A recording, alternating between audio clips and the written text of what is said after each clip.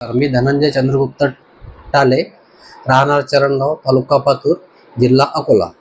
मला जवळपास 20 वर्षापासून मूळव्याधचा त्रास होता आणि मी खूप प्रयत्न केले आणि जवळपास 100 ते 150 डॉक्टरांकडनं आयुर्वेदिक औषध, काही कुठलं औषध असे तसे प्रयोग करून पाहिले, पण कशानेही जमलं नाही.